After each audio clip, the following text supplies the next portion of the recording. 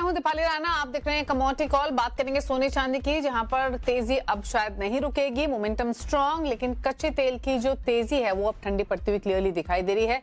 $80 के आसपास आकर ब्रेंट कर रहा है कारोबार। इन दोनों मुद्दों पर करेंगे बातचीत। ट्रेडिंग स्ट्रैटेजीज पर भी रहेगा फोकस। हमारे साथ हैं पोपली ग्रुप के director Ajay Popli, LKP securities के VP Jatin Trivedi.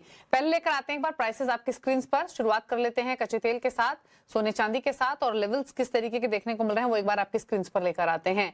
International markets हो या घरेलू बाजार हो, सिमिलर प्राइस एक्शन देखने को मिल रहा है। ब्रेंट इस समय 5% नीचे $82-83 के आसपास कारोबार कर रहा है, और घरेलू बाजार में भी अगर क्रूड के प्राइसेस देखेंगे तो 6% नीचे लुढ़के हुए हैं। 7500 के नीचे एमसीएक्स पर ब्रेंट क्रूड ऑयल कारोबार करते हुए दिखाई दे रहा है। इसके अलावा अगर आप देखेंगे सोने चांदी की चाल को, तो एक स्ट्रॉन्ग मोमेंटम आज के सेशन में। चांदी लगभग 3.25% ऊपर है, 2% के आसपास की तेजी सोने में दिखाई दे रही है इस समय। और इंटरनेशनल मार्केट्स में भी कॉमेक्स पर गोल्ड सिल्वर दोनों में एक अच्छा मोमेंटम बना हुआ है। और वजह क्लियर है कि यूएस ईरान न्यूक्लियर डील पर जो समझौता हुआ है उससे इक्विटीज हो या कमोडिटीज सब जगह एक एक्शन दिखाई दे रहा है।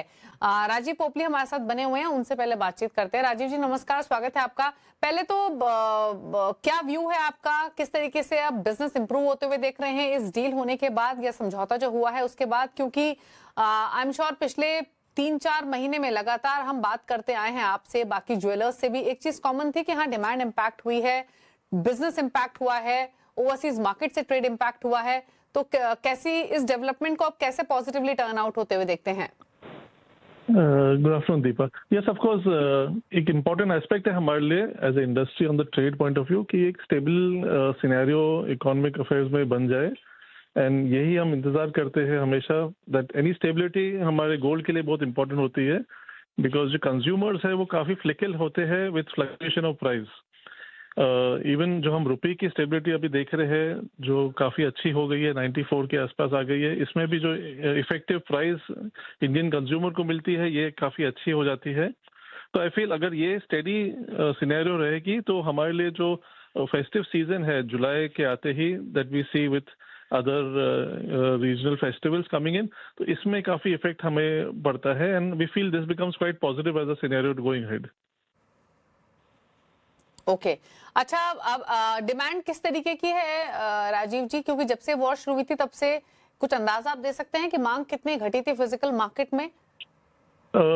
डिमांड तो काफी कम हुई थी बिकॉज अनसर्टेनिटी काफी हाई थी। बट व्हाट इज इम्पोर्टेंट कि जैसे ही our prime minister has promoted the exchange of old gold as a subject, ये एक उभर के अच्छी बात आई है कि कंज्यूमर्स को पता चला है कि exchange of old gold is going to be an easy affair. तो ये इम्पोर्टेंट एस्पेक्ट हो गई हमारे लिए। We now over 70% of our sale is on exchange of old material from the consumer. तो ये इम्पोर्टेंट होती है बिकॉज इसमें गोल्ड रेट की कुछ गुंजाइश नहीं होती है। Consumers can exchange the old existing jewellery which is unused for new jewellery. तो इससे चलते हमारी सेल जो कॉन्फ्लिक्ट होती थी वो अब नहीं होती है। So I feel with this going ahead our sales will be back which was down by over 50% before. Okay 50% से ज्यादा डिमांड घटी थी, जो कि अब इंप्रूव होते हुए दिखाई दे सकती है।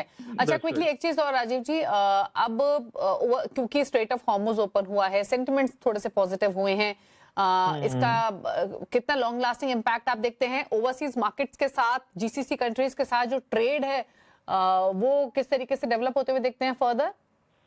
सो इम्पोर्टेंट हमारे लिए इंडिया के लिए है एक्सपोर्ट्स, एंड अगर एक्सपोर्ट्स फिर से शुरू हो जाती है जो काफ़ी समय से रुकी हुई थी, स्पेशली जीसीसी के लिए, because Dubai and other neighbouring countries are important area of business for India. जैसे ये खुलती है हमारी मैन्युफैक्चरिंग सेक्टर काफ़ी उभर जाती है, एंड ये चलते हमारे लिए डोमेस्टिक में भी काफ़ी फर्क पड़ती है because entire production cycle on a small ecosystem is very important कि ये पूरी तरह से शुरू हो जाए।